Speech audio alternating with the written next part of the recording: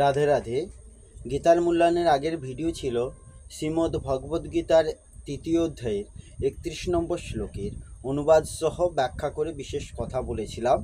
আজ ৩২ নম্বর শ্লোক অনুবাদ সহ তাৎপর্য করে বলবো।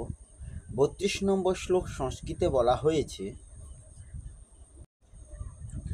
যে তু এতৎ অভ্যসূয়ন্ত নানুতিষ্ঠন্তি মে মতম সর্বজ্ঞান বিমূঢ়স্থান বিদ্ধি নষ্টান চেতস। এই শ্লোকের অনুবাদ হলো, কিন্তু যারা মাৎসর্যবশত আমার এই উপদেশ পালন করে না তাদের সমস্ত জ্ঞান থেকে বঞ্চিত, বিমূঢ় এবং পরমার্থ লাভের সফল চেষ্টা থেকে ভ্রষ্ট বলে জানবে। এই শ্লোকের তাৎপর্য হলো, কৃষ্ণ ভাবনাময় না হওয়ার ত্রুটি সম্পর্কে এখানে পরিষ্কারভাবে উল্লেখ করা হয়েছে। কর্মক্ষেত্রে সর্বোচ্চ প্রশাসনিক কর্মকর্তার নির্দেশে অবাধ্যতা করলে যেমন শাস্তি হয়, তেমনই পরমেশ্বর ভগবানের নির্দেশ অমান্য করলেও অবশ্যই শাস্তিপ্রাপ্ত হয়। সে যতই উচ্চ স্তরের হোক না কেন, একজন অবাধ্য মানুষ নির্বুদ্ধিতার জন্য তার নিজের স্বরূপ সম্পর্কে এবং ব্রহ্ম পরমাত্মা ও পরমেশ্বর ভগবানের স্বরূপ সম্পর্কে অজ্ঞ, সুতরাং তার জীবনে পূর্ণতা লাভের কোনো আশাই নেই। এই শ্লোকের ব্যাখ্যা হল, যে তু অভ্যসূয়ন্ত নানুতিষ্ঠন্তি মে মত।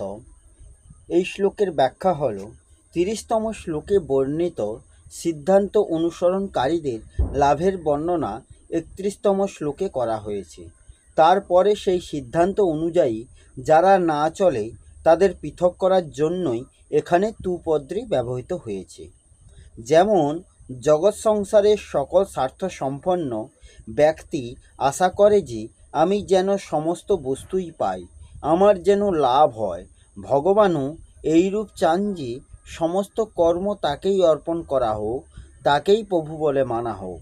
এইরূপ মনে করা হলো ভগবানের উপর দোষারোপ করা। কামনা বাসনা ছাড়া জগৎ সংসারের কার্য কিভাবে চলবে? মমত্ববোধ সম্পূর্ণভাবে পরিত্যাগ করা যায় না। রাগ, দেশ ইত্যাদি বিকাররহিত হওয়া অসম্ভব। এইরূপ মনে করার অর্থ হল ভগবানের মতোর ওপর দোষারোপ করা। ভোগ এবং সম্পদ সংগ্রহে ইচ্ছা সম্পন্ন মানুষ যারা শরীর ইত্যাদি পদার্থগুলিকে নিজস্ব এবং নিজের জন্য বলে মনে করে এবং সকল কর্মই নিজের জন্য করে, তারা ভগবানের মতো অনুযায়ী কার্য করে না।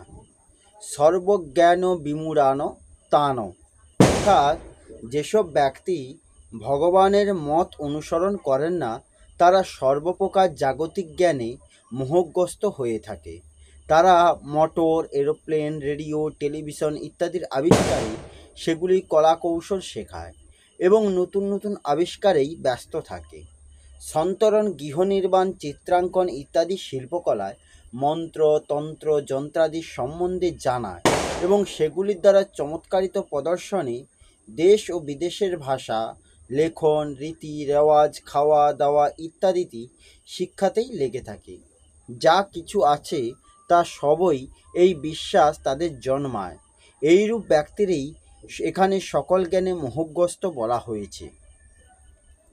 অচেতস, অর্থাৎ যারা ভগবানের মতো অনুসরণ করেন না তাদের সৎ অসৎ, সার অসার, ধর্ম অধর্ম, বন্ধন মোক্ষ ইত্যাদি পারমার্থিক বচনেরও জ্ঞানও হয় না, তাদের চৈতন্য হয় না।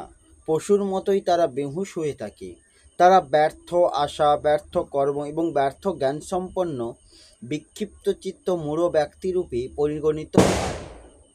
বিদ্ধি নষ্টান, অর্থাৎ মনুষ্য দেহ লাভ করেও যারা ভগবানের মতো অনুসারে চলে না তারা নষ্ট হয়ে গেছে বলেই ধরে নেওয়া উচিত। অর্থাৎ তারা জন্ম মৃত্যু চক্রে আবদ্ধ থাকবে। মনুষ্য জীবনের শেষ পর্যন্ত মুক্তির সম্ভাবনা থাকে। সুতরাং যে ব্যক্তি বর্তমান সময়ে ভগবানের মতো অনুসরণ করে না সেও ভবিষ্যতে সৎসঙ্গ ইত্যাদির প্রভাবে ভগবানের মতানুযায়ী আচরণ করে মুক্তিলাভ করতে সক্ষম হয়। কিন্তু ওই ব্যক্তির ভাব যদি বর্তমানের মতো ভবিষ্যতেও অপরিবর্তিত থাকে তাহলে তার পতন হয়েছে বলেই বুঝতে হবে। এই জন্যই ভগবান এইসব ব্যক্তির উদ্দেশ্যে নষ্টান বৃদ্ধি পদ্ধতি প্রয়োগ করেছেন। যেসব ব্যক্তি ভগবানের মত অনুসরণ করেন না, তারা সমস্ত কাজই আসক্তি বা দেশপূর্বক করে। আসক্তি ও দেশ দুই মানুষের বিষম শত্রু। বিনাশীল হওয়ার জন্য পদার্থ এবং কর্ম সর্বদা সঙ্গী হয় না, কিন্তু রাগ দেশ সহকারে কর্ম করলে মানুষ তদাত্ম মমত্ববোধ এবং কামনার দ্বারা আবদ্ধ হয়ে বারংবার নিজ জন্ম এবং নরক প্রাপ্ত হতে থাকে। সেই জন্য এরূপ ব্যক্তিদের পতন হওয়ার কথা বলা হয়েছে। ৩১তম ও ৩২তম এই দুটি শ্লোকে ভগবান বলেছেন যে তার সিদ্ধান্ত অনুযায়ী যারা কর্ম করে তারা কর্মবন্ধন থেকে মুক্ত হয়ে যায়, এবং যারা এরূপ করে না তাদের পতন হয়। এর তাৎপর্য হলো এই যে মানুষ ভগবানকে মানুক বা নাই মানুক, তাতে ভগবানের কোনো আগ্রহ নেই, কিন্তু তার মতো অবশ্যই পালন করা উচিত। এই হলো ভগবানের আদেশ। যদি মানুষ তা না করে তাহলে তার পতন অবশ্যম্ভাবী। সাধক যদি ভগবানকে মান্য করে, তার মত অনুযায়ী কর্ম করেন, তবে ভগবান তাকে নিজেকেই প্রদান করেন। আর যদি ভগবানকে না মেনে কেবলমাত্র তার মতানুযায়ী কর্ম করেন, তাহলে ভগবান তার উদ্ধার করেন। অর্থাৎ ভগবানকে যারা মানেন তারা প্রেম লাভ করেন, আর যারা ভগবানের মতটিকে শুধুমাত্র মেনে চলেন তারাও মুক্তি লাভ করেন।